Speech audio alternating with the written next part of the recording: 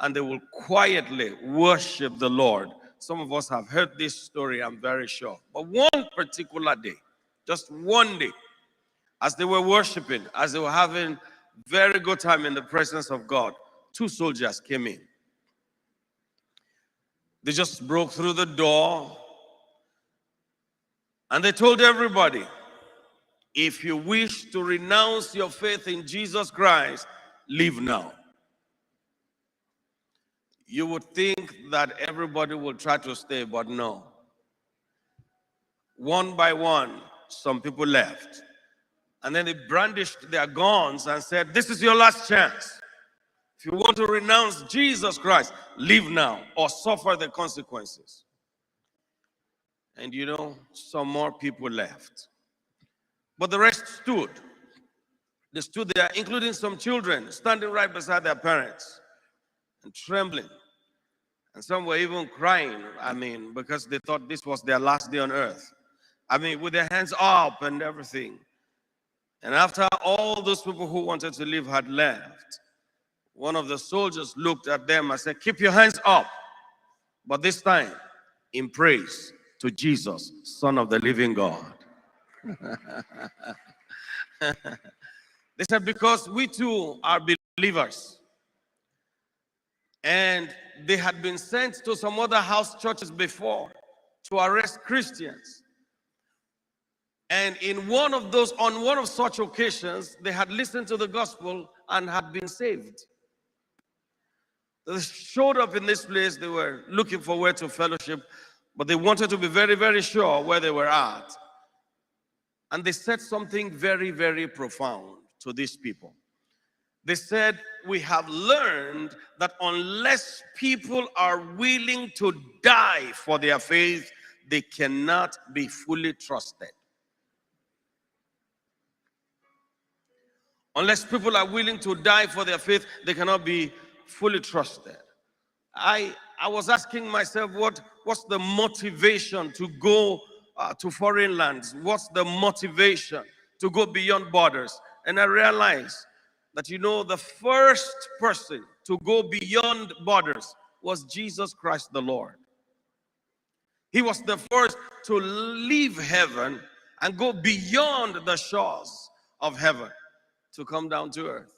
He went beyond borders.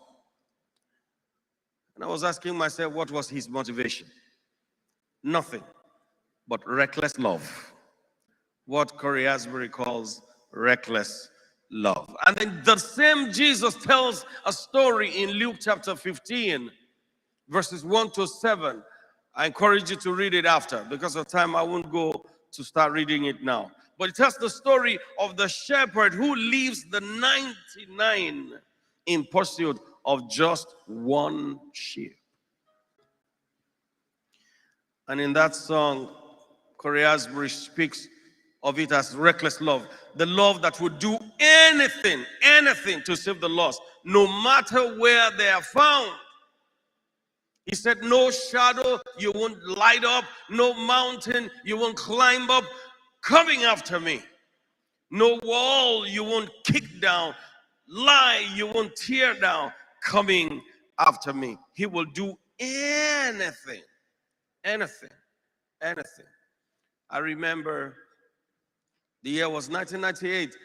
I had just returned from the United States back to Nigeria, and our father in the Lord, Reverend Farumbi, told me that I was going to have to go back because they wanted to be part of the church planting moves that were happening. Long story, but the long and short was that they wanted to have an Angelus Temple, a church to attract people of color, blah, blah, blah, blah, blah. And one thing led to another and led to another. It took me a couple of years, about 2 years or so, 2 or 3.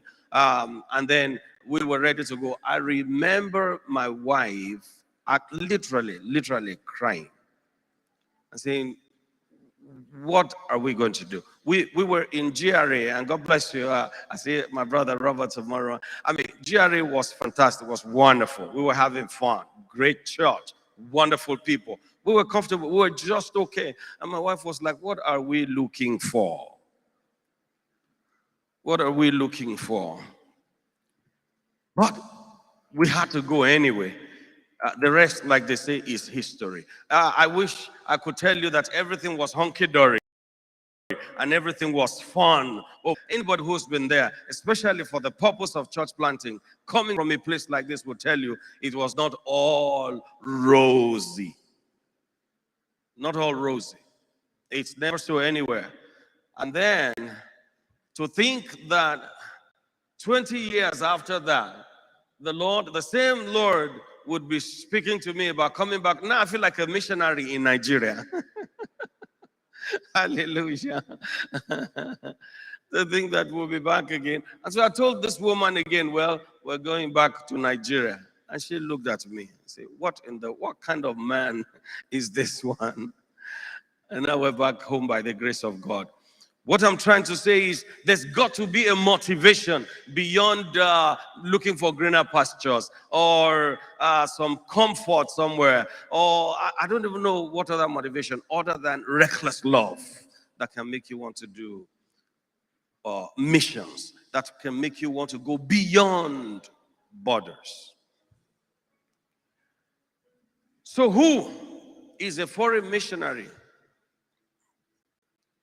Who can be a foreign missionary? Number one, a person who has experienced a conversion to faith in Jesus Christ. Now, if your conversion